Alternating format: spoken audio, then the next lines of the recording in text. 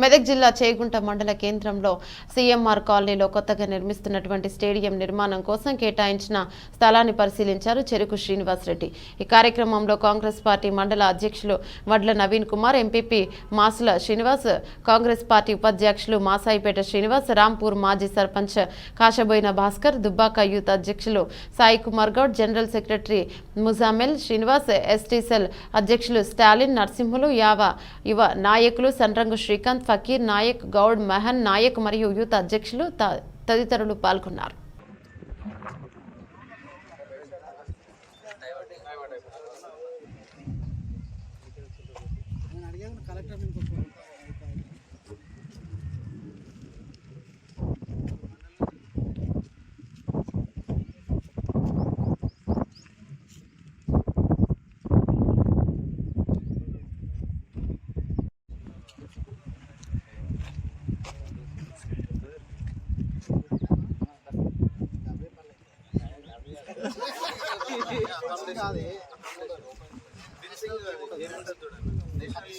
State levels అయితే మన దగ్గర అయితే వాళ్ళ లేడీస్ డ్రెస్సులు కింద మార్చుకోవడానికి అకామిడేషన్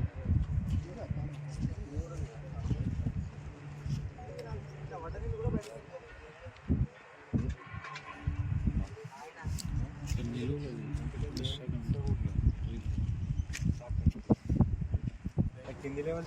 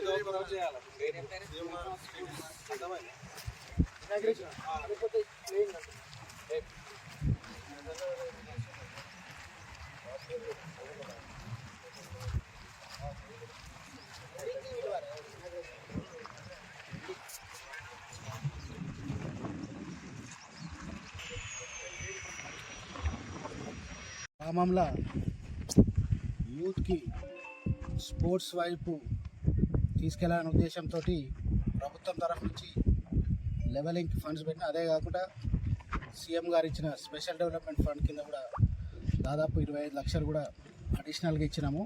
ఇంకా అవసరం ఉంటే కూడా స్టేడియం చేయడానికి ఇంకో 10 లక్షలు కూడా చేయడానికి కూడా ప్రభుత్వం నుంచి స్పెషల్ డెవలప్మెంట్ ఫండ్ కింద ఇచ్చి, ముఖ్యంగా గ్రామీణ ప్రాంతంలో క్రీడల వైపు యువత, ఎందుకంటే దాదాపు 40,000 కోట్ల ఇండస్ట్రీ ఈరోజు భారతదేశంలో స్పోర్ట్స్ ఇండస్ట్రీ ఉంది.